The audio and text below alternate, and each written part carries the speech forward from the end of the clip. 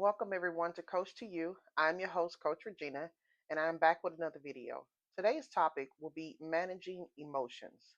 Now, we've discussed this topic from various angles, but before I do so, let's go ahead and give my disclaimer. Though I'm a student of psychology, I am not a licensed healthcare professional. Any information and content on my channel is strictly for informational and educational purposes only and stems from my own experiences and personal research. If you feel like you have a mental health condition, please consult a mental health care professional. All right, let's jump in, everyone. Okay, so again, we're going to discuss the topic of managing emotions. First, we will discuss the concept of emotional awareness, which involves recognizing and label emotions as they arise. Now, this is very important because in order to be able to do this, you have to have a sense of awareness as to how you feel at any given moment. If you're running on autopilot, it's going to be hard to kind of determine if you are aware of your emotional state at that time. Autopilot is essentially how you are reactive to everything. If someone calls you on the phone, it's a familiar number, you pick up the phone, what's up? Because it's the person that you talk to on a daily basis. So you have an automatic response to that individual. It's the same thing as if someone cuts you off on the road. We discussed that on my podcast before. You have an automatic response and a filter built in for those type of experiences. So you're quick automatically responding, such as anger, frustration, because someone cut you off on the road. So being able to label the emotions as they arise essentially is being aware of your emotional state as opposed to being in a sense of automatic response to those states. Okay. Many people experience a range of emotions throughout the day. They go from joy to excitement to frustration to sadness. Based off of how you respond to this, if you're practicing being mindful of these emotions, this can help you transfer these emotions from a state of frustration, anger, or if you're experiencing joy and excitement to just a sense of calm and at ease, right? As your day goes, as begins to dwindle down.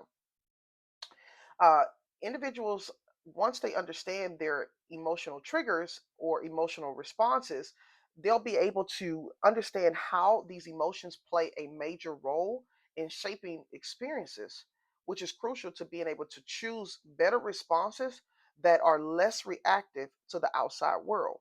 As I mentioned earlier, every time someone cuts you off, you have an automatic response to that. Then essentially you allow yourself to run on autopilot. Okay. Being able to be aware of your emotions at any given state allows you to be able to respond proactively rather than reactively. Okay. Practicing mindfulness, these emotions, uh, as I mentioned earlier, is basically being able to understand how to regulate yourself. Okay. Choosing better responses, becoming less reactive, finding I have this. I'm gonna give you an example. When I was younger, my grandfather, he would have these kind of responses to, like, when something would go on, rather than just blatantly cursing or saying a curse word, he would just be like, son of a meatball, or he would say something like, oh, fudge sickle. And he had these responses, and being a child, automatically I would laugh because I thought it was funny. Okay, so you can actually say that that's kind of like a better response to a trigger, rather than being able to like respond from an automatic negative response. Again, it made me laugh. So in a sense, I think my grandfather learned how to maybe like value his emotions, or um, become aware of his own emotional state. And he be in front of his granddaughter. Essentially, he chose another response. Okay, so again, I talked to you about understanding how your emotions and your triggers basically help you to understand how you adapt to the world and so forth, right? And allows you to be able to choose better responses. Okay, so now let's talk about how to become less reactive to the outside world. Some techniques for improving emotional awareness are self reflection or body scanning techniques. These are some things that I do. When I'm in certain environments, I tend to scan my body to determine how I'm feeling at that time. This can allow me to be able to determine if I'm feeling stressed or overwhelmed by the environment itself. This is very, very crucial because it gives you a sense of awareness to your emotional state at that time. No, nobody's always checking themselves, okay? But this is a practice that you can utilize if you are prone to anxiety or stressful responses or reactions to certain environmental triggers and stressors. Okay, so again, emotional awareness, self-reflection of your body, right, by doing what's called body scanning, and being able to identify specific feelings, help you to examine what you are feeling at that moment. Now, this is crucial. This is crucial for being able to, let's say, I'm gonna give you like everyday scenarios. Okay, if you are in your environment, like at work, or you're around your colleagues, your spouse, your home, it's your spouse or your children, right? And generally, we become stressful. We become stressed out when situations are beyond what our normal capacity. And I'm gonna be honest with you, it's kind of become sort of a norm, if you will. You haul off and yell at your children. You haul off and just on the horn, really abruptly and everything. It's kind of the norm. So much so that people in the car with you don't even say anything. That's how we begin to adapt to those automatic responses. Okay. So next, let's consider examining the origin of your emotions. I talk about, being in a work environment and with your colleagues, as well as your home and things of that nature. Understanding how past experiences, traumatic influences, and societal expectations help to shape our emotions is also crucial. By doing so, we're able to understand that our emotional history is essentially connected to how we manage current feelings effectively. Now, this is very important, right? One aspect of this is how different environments act as triggers. If you had a past dealings with your colleague, spouse, or an associate, your body stores information that acts as chemistry, influencing how you respond to future events. Okay, now it's basically a physiological response. You can feel it. You can feel like tension rise up within you. It often manifests itself through like emotional memories that are tied to specific people or situations.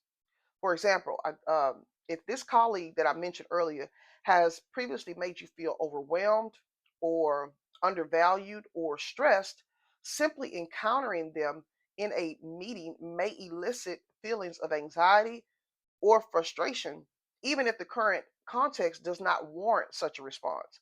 Your body has stored that information and it remembers it. And it's almost like you've already rubbed shoulders with this individual, so that that emotion is there. And it's sad because we actually kind of find ourselves literally filtering our environment for these type of triggers. Okay, these triggers can be both conscious and subconscious, right? As our brains are wired to recognize patterns based on past experiences. When we find ourselves in environments reminiscent of earlier interactions, whether it's the tone of voice used, body language, or even physical space, we may instinctively revert to those stored emotional responses and determine how we handle these individuals. I recall listening to my partner on the phone with a client of his, and every time this client calls, I hear the phone ring, and I instantly know that it's that particular client. His whole demeanor changes. He becomes very abrupt, very dogmatic with this individual. It's almost like a stern reaction. As soon as he gets off the phone, I immediately tell him, that was so and so, wasn't it? And he was like, yes. And I said, at some point, you're going to, have to learn a proper response to being able to deal with this individual. I say, because you're basically allowing that individual to be the thermometer and you're the thermostat. This was very, very critical for that individual to be able to get them to examine themselves and how they were responding to the individual. The partner later told me, I'm not gonna lie, that individual really gets on my nerves. He told me that, he's always angry and stern, with me when he talks to me. And so I'm not gonna lie, I was matching energies. Well, essentially, that's what we do with people. Rather than being the thermometer that sets the tone, we tend to be reactive to everything. And these are the automatic responses that I mentioned to you earlier. Rather than letting people dictate how our emotional state is, we have to become less reactive to those environmental stressors and being able to choose our own emotional state. In order to do that, it goes back to what I told you earlier. You have to practice emotional awareness. You need to be able to determine how you're feeling at any given time, because if not, what happens when that person is essentially not, themselves that day? You match energy. Now that has set the tone for your whole day. I believe that there's a residue of emotional experiences from individuals for at least 4 to 5 hours after that encounter. Who wants to be interrupted for that long duration? I'm going to be honest with you, I don't. I like to bring light and laughter to people when I'm around them. I'm not going to tell you that I don't have bad days. I actually had an emotional setback just last week. What I used to do is when I would have an emotional setback, what I would do is I would go get down on myself. I would feel lowly. I would feel discouraged. I would feel as though my self worth wasn't equivalent to any aspect of what I was desiring in my life. This is a problem because once you begin to filter those thoughts, those thoughts begin to spiral and you create what's called a feedback loop. We'll talk about that in a moment, okay? But essentially, by him allowing himself to be the thermostat rather than the thermometer, consequently, his body began to react with increased heart rate, tension, and discomfort, which essentially can create a cycle of emotional escalation. Now, ideally, you know that that call is not going to take you there. You know that it's not going to last that long, right? But essentially, that's basically what's happening. You're allowing that moment for your emotional state to change because you are familiar with this interaction with this individual. And that's what you want to be able to counteract. You want to be able to be in charge of your own emotions, but it takes practice. It's not going to happen overnight. If you've been a person that is like myself, I'm what's called HSP personality. That's a highly sensitive person. I process information on a very deep level, whereas my partner, on the other hand, he's more surface level. Okay, so I can sense shifts in my environment. I can sense if persons have been in a negative state for so long. I can sense it. I can tell when my children are also disconnected from their emotions as well. And in that, feeling those emotions, sometimes I mix them up and it begin to feel as though they're my emotions. And that's a problem. And so that's what we're talking about today, guys. So, understanding this dynamic is crucial for managing emotions effectively. By recognizing and acknowledging these triggers, individuals can take steps to break the cycle. Okay, that's what I was just mentioning earlier. For me, I utilize techniques such as deep breathing, meditation, techniques such as grounding exercises or reframing the situation in a more positive light can help mitigate the automatic emotional responses that arise. When I had the setback last week, that's what I did. I actually chose to reframe the situation in a positive light, as though that this event needed to occur in order for me to emotionally release. Because when you have built up and pent up emotions that you've kept for so long, and you're not allowing those energies to breathe or to move around or just have that sense of release, they can begin to be stored up and they can create tension in the body. Okay, so I just reframed it as a moment that I was able to release and it was necessary. Okay, creating a conscious awareness of these triggers empowers us to be able to respond thoughtfully rather than react impulsively, fostering healthier interactions and emotional resilience in the long run. Ideally, I would have liked for that situation to arise and for me to be able to use my tools such as breathing, recognizing that my environment has shifted, choosing a different response, or removing myself from the environment entirely. I really wish that that could have occurred because I have been putting in so much work to help manage my emotions, but that's just not the case. I did react in my environment, and I allowed myself to process those emotions, and then I later removed myself from the environment.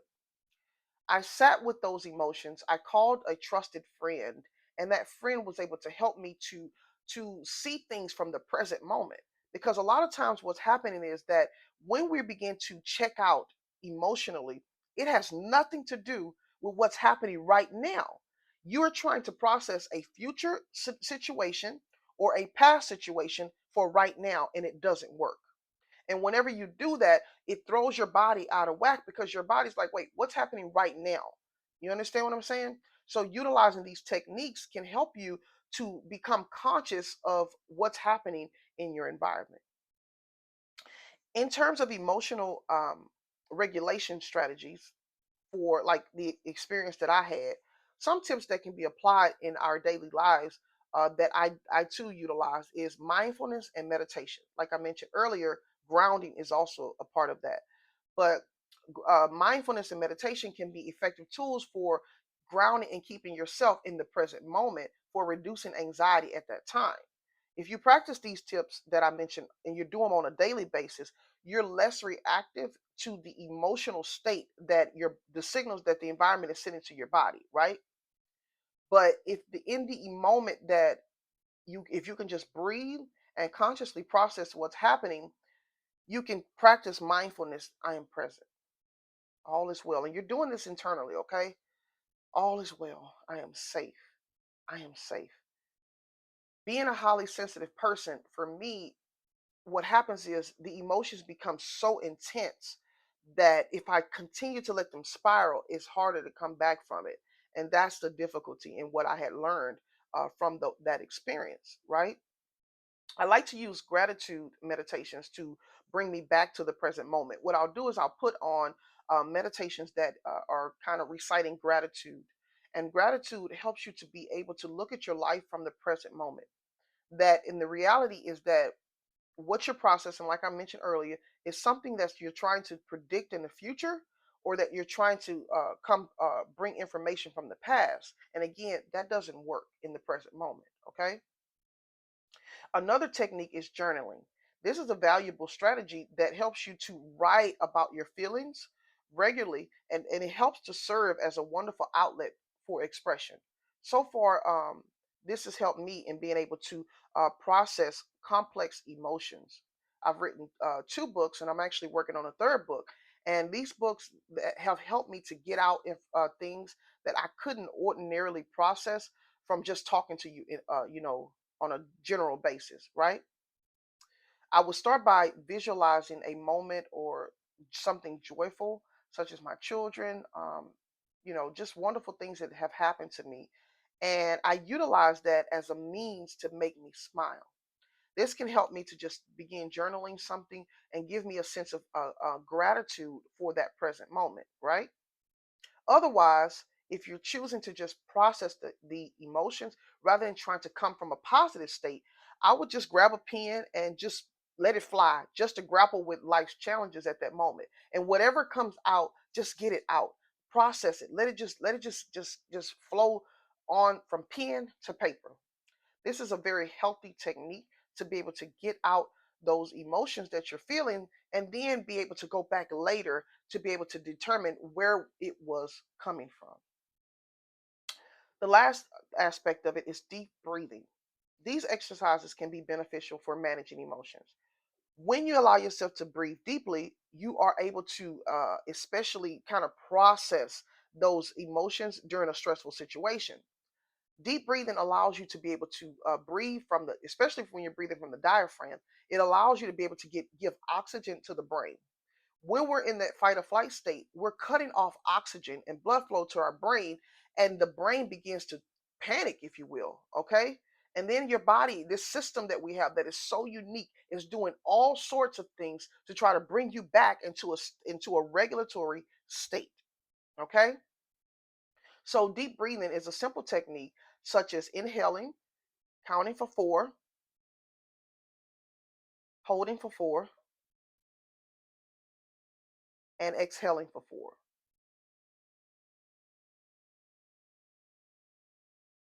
This can be a great way to release stressful emotions. I don't know if you noticed, but even just that moment allowed me to bring my tone down. It allowed for me to take my conversation on a more balanced scale. Just that moment of mindfulness, to just take a moment to breathe. If you're talking to someone, if you're interacting with someone and you're just holding your breath, I'm telling you, you're setting yourself up for a reactive response. And that sense is what triggers us for the fight or flight. And we don't know how to come back from that oftentimes. So these techniques that I have given you is crucial. But more importantly, guys, creating a safe environment is crucial for your emotional and mental well being. There are powerful ways to support emotional management, but if your environment is unhealthy, it can make it very challenging to counteract feelings from others that you may become entangled with. Based off of laws of in quantum physics, our energies become entangled with one another. If your children are having a bad day and they're angry and they're reactive, as well as your spouse or something that's going on from the environment, if you're at a grocery store, someone had a accident, whatever the case may be, your emotions can become entangled with other individuals based off of how you are closely aligned with them. The difference is if you're in an open environment, such as like I mentioned as a grocery store, those effects may not linger with you as long as someone as it would if you were living with someone. Okay, being able to cope with your emotions and fostering an environment of openness and understanding with others when you're feeling overwhelmed or stressed is the starting point. Whatever you do, do not sit in extended periods with pent up emotions or spiraling thoughts, as this can create a feedback loop of emotions that reinforce those thoughts. Use your tools, create emotional space, and reach out for guidance and support. You are not alone. As I tell you on my channel all the time, you matter. Your emotions matter, your mental health matter, and at the end of the day, you matter. Take care. Thank you.